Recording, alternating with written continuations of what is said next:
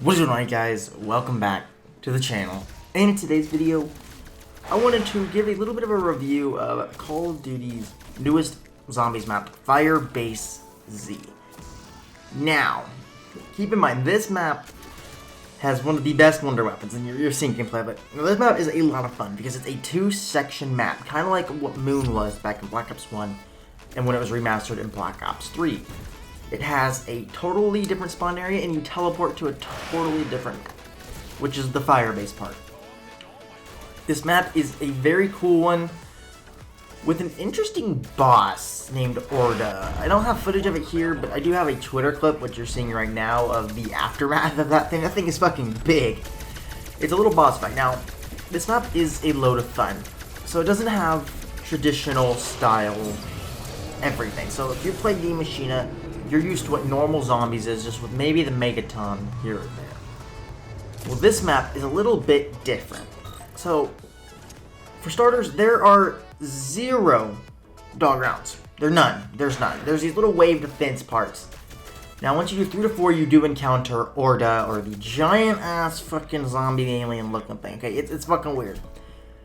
That this ray gun thing that I'm using in the game is fucking broken against. Okay, it's amazing.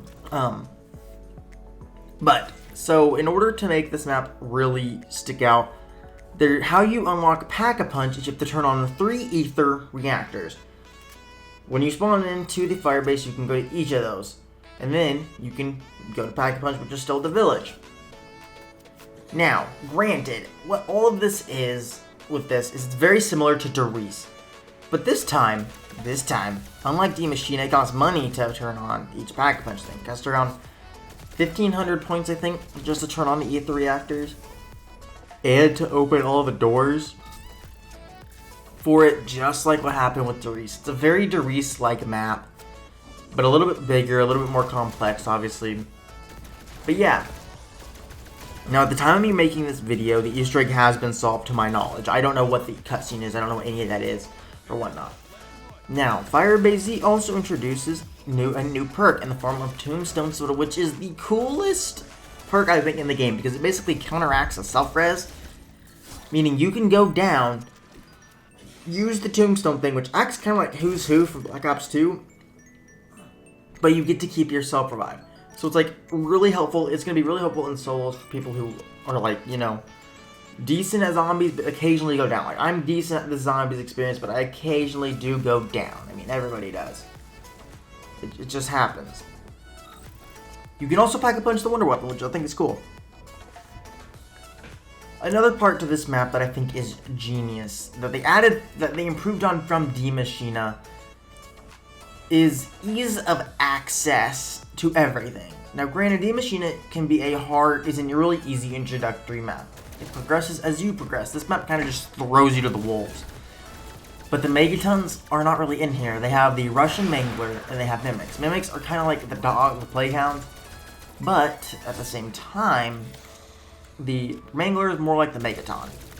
Now, they are really easy to kill. All of these things are really super easy to take out. The Mimics are easy, the Manglers are easy to take out. And that takes us to the dog rounds, this Assault Wave. Now, the Assault Wave acts like the dog round, pretty much, as I stated toward the beginning of this video. But it's a little different. If you're watching the video, or if you're listening to this more like a podcast style, that's fine too. You'll see it. But yeah, this one has a little bit of a special thing. You can also grab a free kill streak on the back of it. I didn't know this till, you know, I was already doing it. But yeah, there's these are pretty much the monkey round. That's what these are.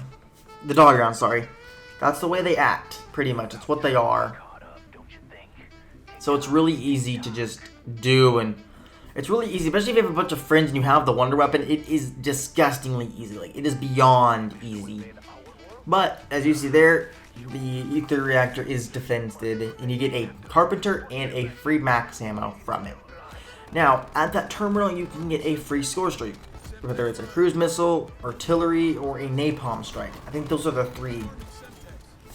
I only ever got to use the cruise missile, and the napalm. I never actually got to use the artillery. I only have seen it in videos, really, of people who have played the map. This map is very big. It's also a little more colorful than Die Maschine. Now, it's darker, obviously, but it also looks a lot better because there's more greens, more oranges, more reds, more blues, more purples. It's a lot more vibrant. Stuff stands out, unlike in Die Maschine where it's a snowy map with the occasional green part. So it's realistically not very colorful in that map. But this map is very good, and I think it is one of the best in Zombies history. I think it is definitely going to be my casual one, but I still think Die Maschine is still going to be the main one that I grind out camos in, because the Mimics and Manglers don't count for elite eliminations at this point in time. That could change anytime soon. We don't know. But yeah, that was also a really cool addition that I think was needed, is colors. I think if Zombies maps are just bland as shit, no one's going to want to play it. I wouldn't want to play it. Would you want to play it? No. Now, one other part about this map that I think really stands itself out are the launch pads. You're currently seeing me sitting on a landing pad, not a launch pad. Keep in mind. But there are these little launch pads around the map, kind of like what Ascension had, or even Derizadrock if you played that one. That was in there too. Those are always really cool to have. One other part about this that I think needs to be known about this map is it is difficult but easy, if that makes any sense. There's tons of places that you can get stuck. I went down a few times when I was in this playthrough here, but I didn't show it in the playthrough in this video, but after I ended this recording session, I actually downed a few times in corners because you just get stuck there and you can't get out, because the wonder weapons is not like the Die Maschine one. I think it's the shockwave, die waves, whatever the fuck it's called. I've only used it once, where it just kills them all. This one you have to actually aim it because it's like an AR, almost like a ray gun assault rifle.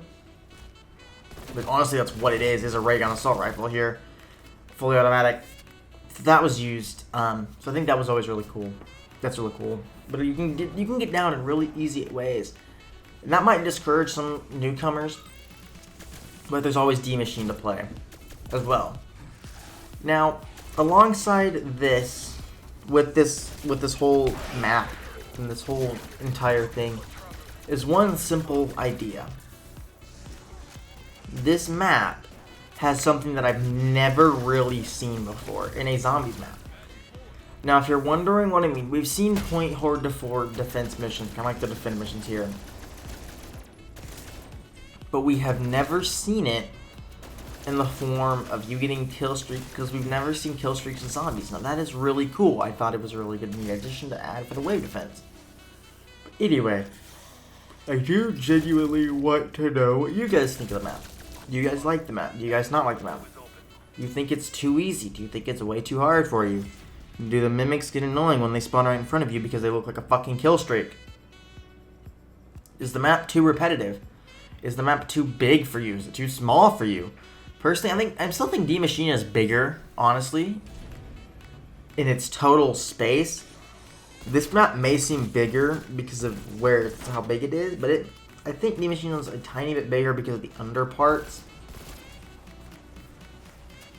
and Knockdown Taunt being there, so I think that's what that comes from. But anyway, I want to know what you guys think about this map down in the comments below. Thank you guys so much for watching this video. I know the last video I made was a Battlefield 4 wishlist video, which I thought was kind of intriguing. Hope you guys did enjoy that. If you guys enjoyed the video, please let me know down in the comments below. Don't forget to like the video or subscribe if you are brand freaking new. It helps out the channel a lot. It's free. You can always unsubscribe later if you don't like the videos, the content. Anyway, I'll see you guys in the next one. Thank you guys so much for watching, and I will see you guys later. Peace out.